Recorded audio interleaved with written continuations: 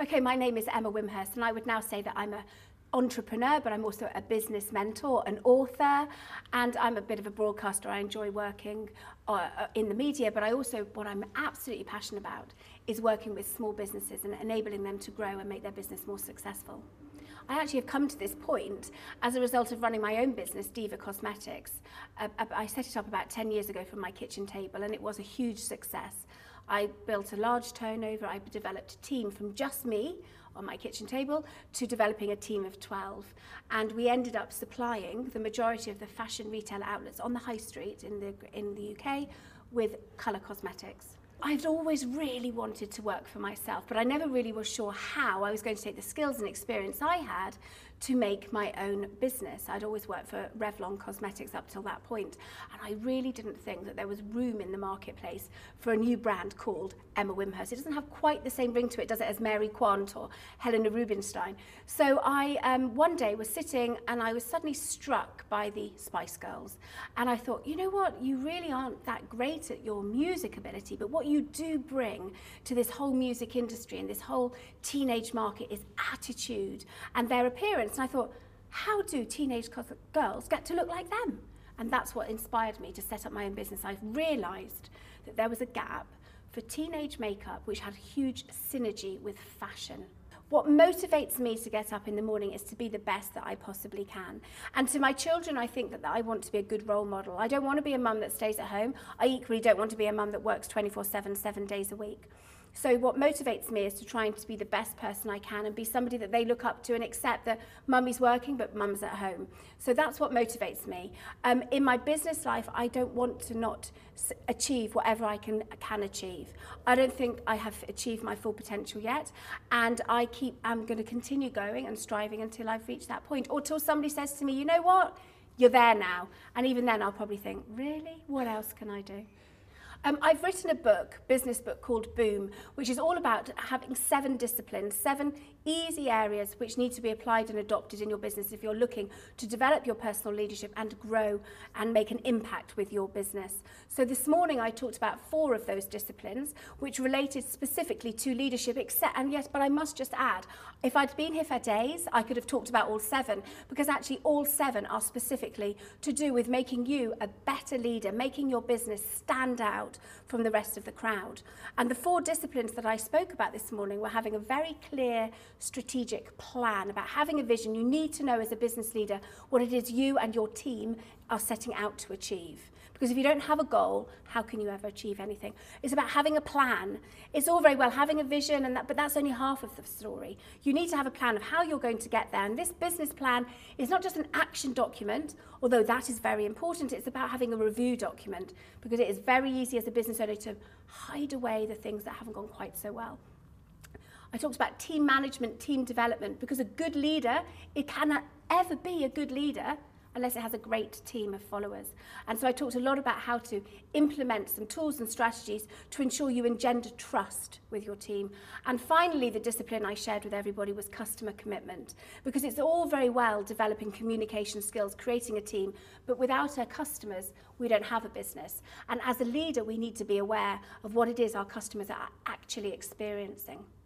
I talk about discipline a lot, rather than actually steps or rules or guidelines, because rules are meant to be broken, guidelines can be quite flexible, but discipline actually needs to become a practical habit. They impact on who we are, and actually you need to just do them without thinking. But I'm not saying to everybody that in each business you all have to adopt all 7 disciplines, because the benefit of reviewing your business in those 7 clear areas is you're probably very good at 2, 3 or 4 of them, and maybe you need to work on the other 3, and that's why they work all together. And each business is different. Every leader is different. Every person that works for you is different. So you just need to cherry pick the ones that you need in your business right now.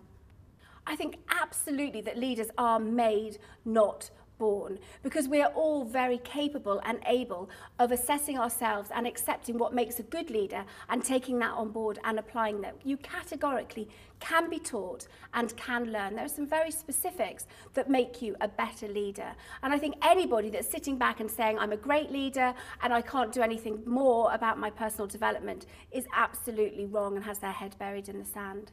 the three core areas I believe make a good leader is to have an absolute passion, a total belief in what it actually is you are doing, what it is your business is about, but also the people within that business and the products or the service, and planning and have a clear vision. It's about a can-do attitude. You know, running a business is not easy, and these economic times make it perhaps tougher for everybody, but with a can-do attitude, when you're faced with that brick wall, it's how you get over the brick wall, it's how you get round it. You've got to knock it down. What is it that's going to make you and your business different? And finally, self-honesty. We've touched on self-honesty, about self-evaluation. You need to be able to accept and put your hand up and say, do you know what? I don't know it all.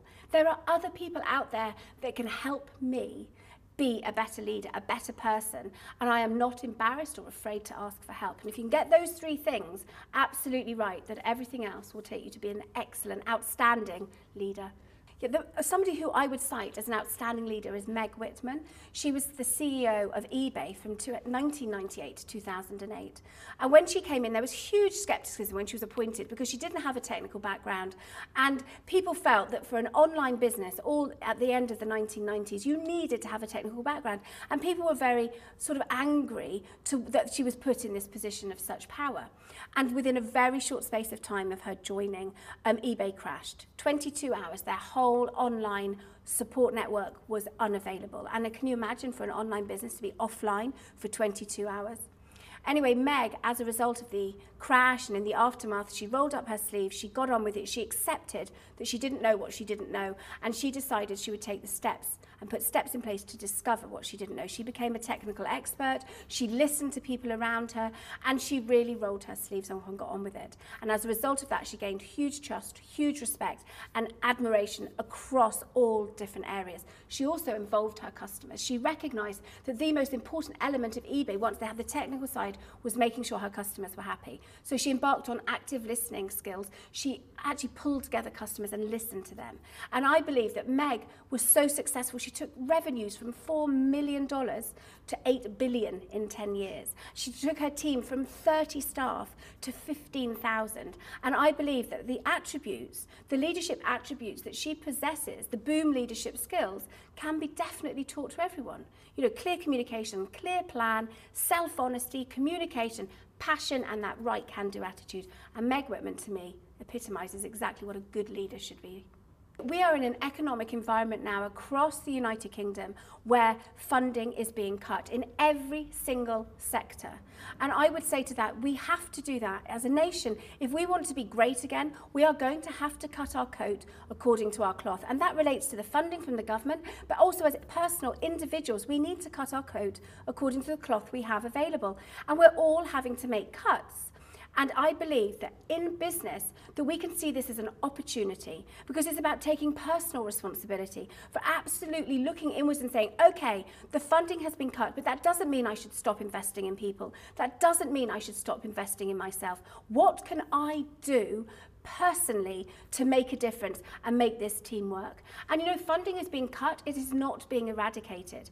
And you know, when you have anything in life for free, how much value is associated with that? Now that is being asked is you make a contribution, the government makes a contribution, and what I believe is you will have the businesses that are absolutely focused on being successful, actually achieving fantastic results because there is a commitment from both sides to make a difference. I think one of the elements that businesses face in these struggling times is that they're having to fight for every single piece of business. They're having to really sit down and determine and communicate internally, that's to themselves or within their staff.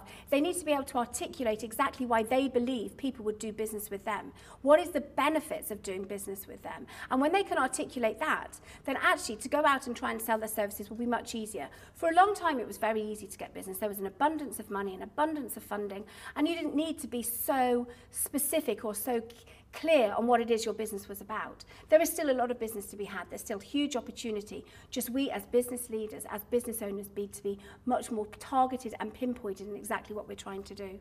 I think that we conducted a workshop as part of the presentation just to listen to me for 45 minutes, maybe a little bit too much.